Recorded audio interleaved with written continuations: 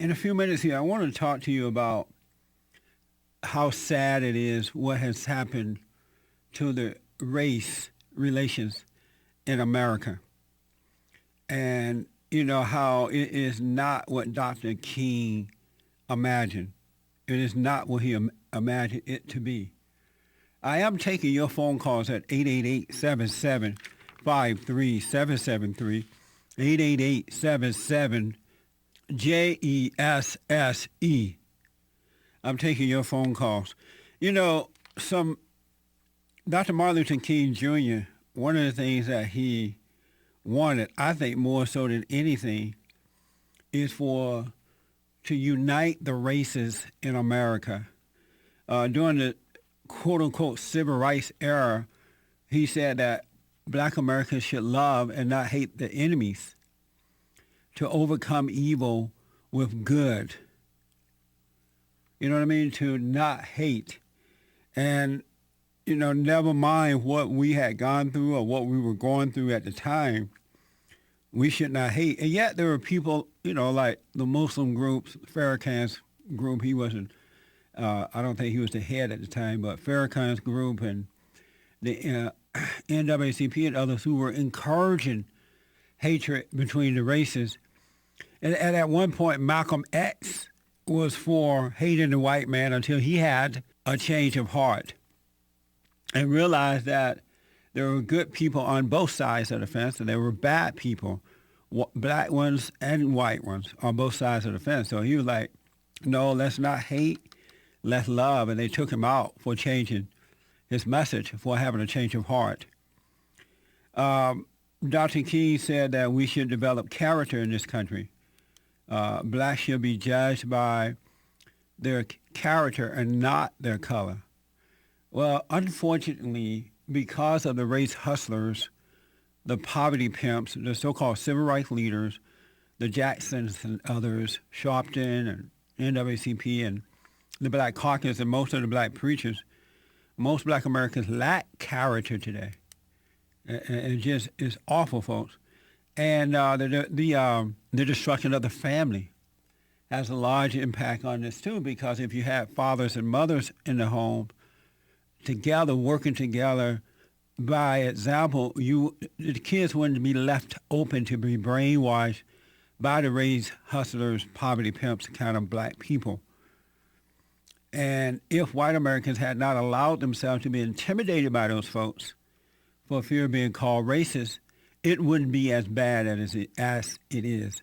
You now have young, educated, and some uneducated black people who hold hatred toward white Americans worse than blacks did when slavery really existed.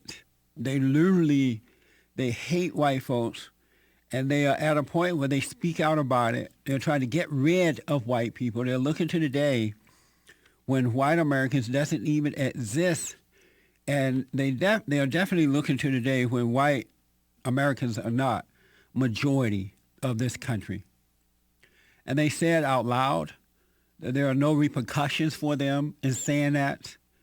They display their racism all the time. They wear it on their sleeves. And yet they are not rebuked. They are not repudiated. They are not corrected. And it's terrible, folks. And I don't think the average person, I know a lot of people do understand, but I don't think you understand what can come about with this type of hatred and the hearts and minds of these young people. Dr. King never intended for that, for these young people to grow up hating white folks. Never intended for that.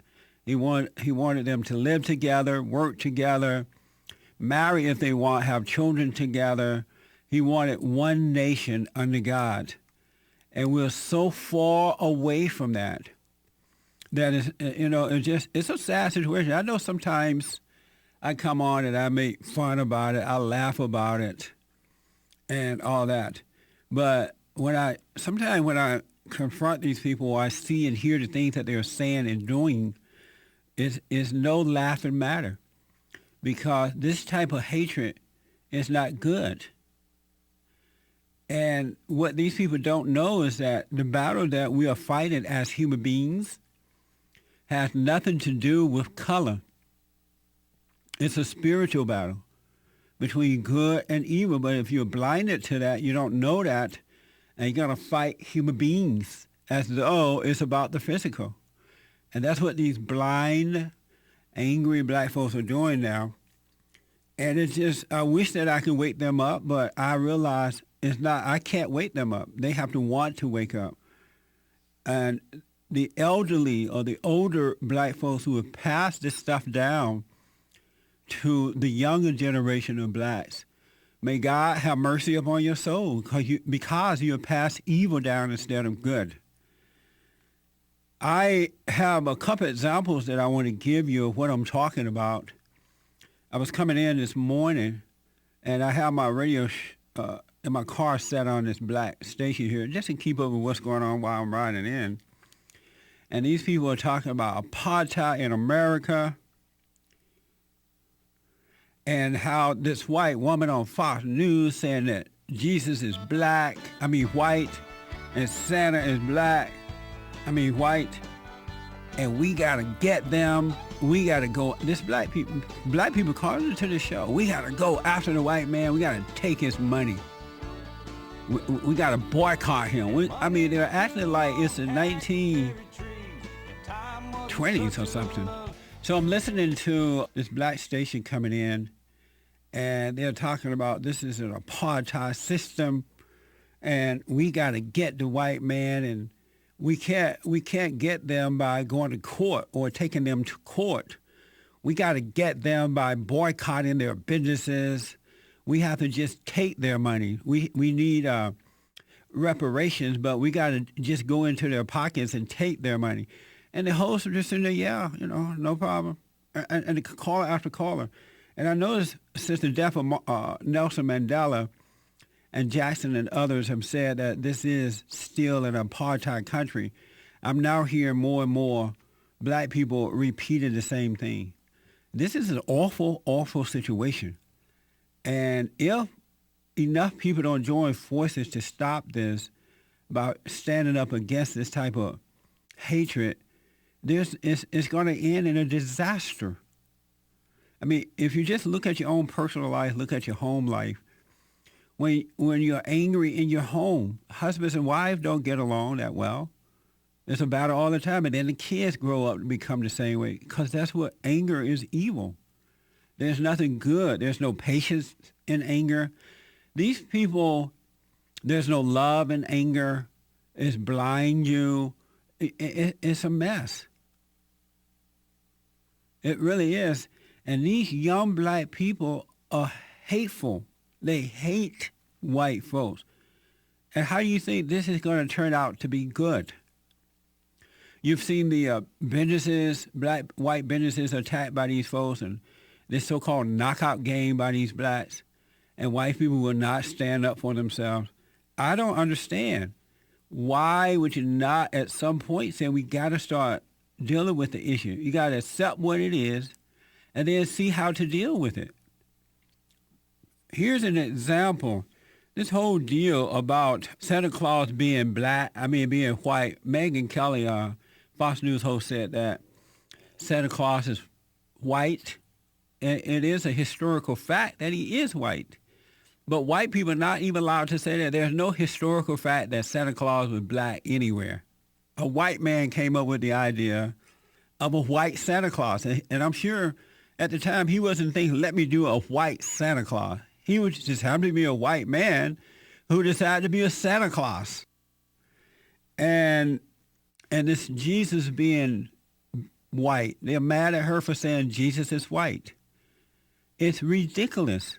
But they want to say that Jesus is black, but you can't say Jesus is white. Why not let the white people say Jesus is white? And the black people say he is black if you want to. If it's that important. Jesus is not about his color. He's about redemption. He's about forgiveness. He's about love. He's about long-suffering. He doesn't care about your color. Here is, I believe this woman's name is, this black blogger Isa Harris, she responded to Megyn Kelly on Fox News saying that Santa Claus is white and it is a historical fact. Aisha, thank you, James. Aisha Harris. It's a historical fact that Santa was white. And so this woman finally responded on, and apparently she refused, for whatever reason, to appear on Fox News about this issue. She went on CNN and discussed it. Here's where she says, this is a black blogger now, young woman with no reason. She speaks very well, so she sounds pretty educated. Lives where she wants, does what she wants, and yet she hates the white people. She said kids don't have to feel bogged down that Santa is always white. The point I was trying to make was that I think that the world has changed a lot over the last 50, 100 years. And Santa Claus is a fictional character. He is nothing like the original historical figure he was based off of anymore. We've kind of evolved him into this magical, mythical figure. And for kids, I think it's important that they don't have to feel necessarily bogged down that Santa is always white, and that's the way he should be. He's not real, so I think that it's important to incorporate a less ethnic appropriation of Santa. Isn't that insane? Kids are not bogged down with the color of Santa Claus. Kids are not bogged down with that unless that has been imposed upon them by their parents or the black neighborhood or this public school system. Kids see it as fun. They see it as a time to get a present, a time to make a wish. They're not bogged down with the color of Santa. When I was growing up on the plantation down in Alabama, I never once thought about Santa Claus' color. It was a fun, jump up and down, have fun, play, wait for Christmas time. This stupid woman, she's stupid because she's angry and racist, in my opinion. So kids are not bogged down with that. What kids? Now, I guarantee you, if you run into kids who are bogged down with the color of Santa, look at their parents or look at what they've been taught by some hateful other person or people. Kids don't grow up or come up thinking about the color of people. As they get older, they may ask, how come this person is black and this one is white? But it's not a big deal to them. And for her to imply that kids are bogged down, that Santa is always white, is nothing but a lie. And it's coming out of her own evil heart. It really is, folks. I'll get to your calls. I see the board here, and I will get to your calls. I just want you to hear how insane this woman is. But she's typical now in the black world. Not all black people are feeling this way, but too many are. I think Dr. King must be, if you can turn over in a grave, he's doing it. Or if he had to go to another location, finish out something before he went to heaven, he's looking down, shaking his head. Our CNN host suggests Megyn Kelly would have spoken differently if Fox News had a bigger black audience. I kind of wonder if Fox had a different audience demographic, if she would have commented differently about Santa. You know, data from 2012 shows that about 1.4% of Fox's primetime audience is African American. You know, if that was 24%, I'm wondering if she would have said something different. No, she would not have. Well, why would she have to lie just because the audience is black? If the audience was 99.999% black, the fact would still be the same, and that is a white man started the whole Santa thing.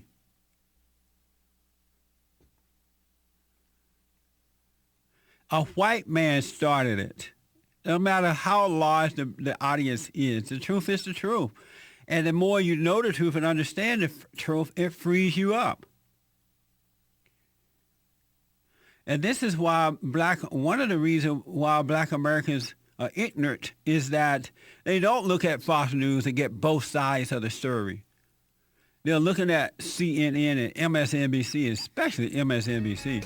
I have blood family members, who are watching MSNBC, and they are as dumb as a doorknob. And I love them. Moving right along, talking about this anger, this black racism toward white folks is not Martin Luther King Jr.'s dream. And it has been passed down to generations and generations of black people who have died since, who has been born after Dr. King was assassinated, after he died. And this hatred is worse today than any other time in history. Even on this black radio show, they say, oh, we have a black president. That doesn't matter. They are still going after him. Obama has really brought out the white racism. They're saying out loud now that Santa Claus is white. Isn't that amazing? I mean, maybe I'm the only one amazed by it. 888-775-3773. Let's go to, let's see here. Everybody in the mama. WWWE 1100 on the AM dial out of Atlanta, Georgia. Mel, good morning, sir. Merry Christmas. Peterson, it seems like you up to your same old tricks. Merry Christmas, Mel. Seem like you up to your same old tricks. You're not going to tell me Merry Christmas or acknowledge it? Peterson. Yes, sir. What you didn't have? What was the purpose for you to listen to that black radio station?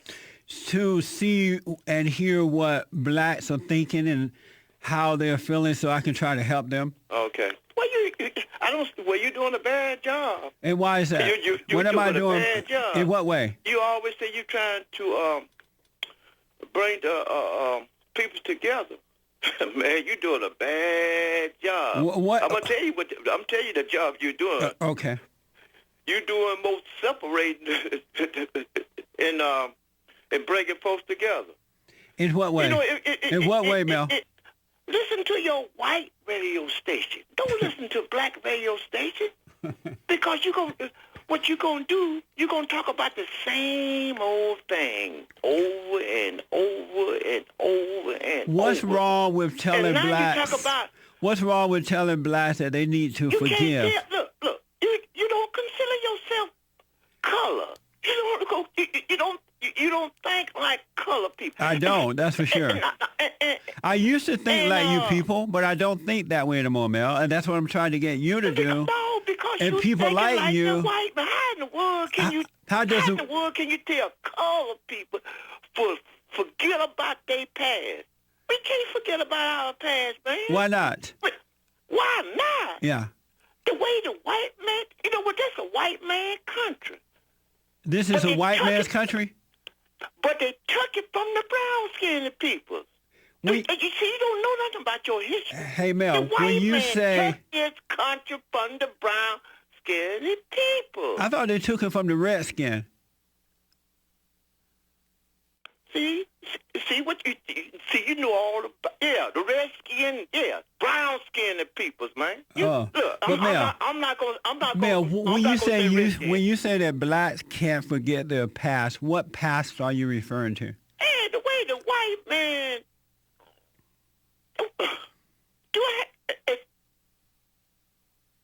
okay, since you brought up Martin Luther King name, I wish you would never put Martin Luther King in your mouth. When you say that black people passed, what past are you referring to? The way we were discriminated against, man. And you telling me forget about my past? Like I told you one before. I ain't gonna never forget about my past, where the white man treated brown-skinned peoples in this country, man. Can you give me one thing in your life, Mel? Give me one thing in your life that white people did to you that you would never forget. Tell me one thing that happened to you that you cannot forget. You know, man. See, you know. No, I don't know what happened to you. I didn't grow up. I didn't grow up with you. Oh, okay, man. I'm gonna make this quick. Tell me one thing that white people did to you that you deviated. Mel, answer this question. Tell me one thing that white people did to you that you could never forget. They beat us to death. Not us, you, Mel. Us going to black and white water fountains. Mel. We couldn't vote. Mel. We couldn't sit where we wanted to. I'm talking about you, Mel, not we. And died for this country. What else you want to know? I want to know what did they do to you, not we. Man, you're only one person. I came up in that era. Black and white water fountain. And me in the street. Profile of me. Hanging my color people. Beating them with a whip. Mel. You think I'm going to forget about the white man? Did you see them? Crazy, man. Do you think that the white people living today did those things? Look, man. Look what they're doing to the president. No, answer the question, Mel. Do you think... Look what the Tea Party... Mel. Look what the Tea Party doing Mel, to the stay president. with me. Stay with me. Do you think... What makes so bad? You talk about Santa Claus. Let me tell you about Santa Claus. You want to hear it? Yes. Santa Claus is a spiritual. Is a what? He's a shadow. See, Santa Claus can be two colors. He can be brown skinned. Cause my Santa Claus was brown skinned, but the white man created that Santa Claus was white. You grew up with I was coming up, Santa Claus. That's all we saw. When you were growing up, Mel, you grew up with a non. That's what you saw too. And look, one more thing too. I'm gonna let you go. Mel, what did the Tea Party do, or what are they doing to the president? This health care bill. Now, you're talking about Santa Claus. When black folks is talking about Santa Claus was black. Look what they're doing to the president. What are they doing to him, Mel? What are they doing to him? They don't want everybody to have health care. Mel, what are they doing? They don't want... Don't get sick. Take care of yourself. Mel, say, what are they doing to the president? They don't want a black man to pass something for every person in this. Okay, so let me ask. Hillary Clinton tried to do the same thing. They don't want it. Mel, stay with me. Hillary Clinton tried to do the same thing, Mel. Mel, calm down. For everybody in this country. Mel, they tried to do the same thing to Hillary Clinton. She was a white woman, and they stopped Hillary from doing socialized health care, passing socialized health care. Was it because of her color? Was it because of her color, Mel? Black man gonna get health care for white folks, brown skinned, yellow folks. A black man gonna pass this bill. Mel, you need to get over your racism. Stop hating white people.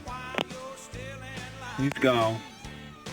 All right, folks. Back to the phones. 888-77 Justice. Here's an example of what I'm talking about. Back in a moment. And you just heard Mel. And Mel is, and I think Mel is about in his 70s. And Mel could not answer anything that personally happened to him. Even back then, he kept saying we. They did this to us. They did this to us. They didn't do it to us. I remember having to drink out of, for colors, only water fountains. But when I was young, I didn't really think much about it. I saw it there, and because the adults around me were not tripping out about it, were not hating because of it, it was no problem. I didn't think much about it.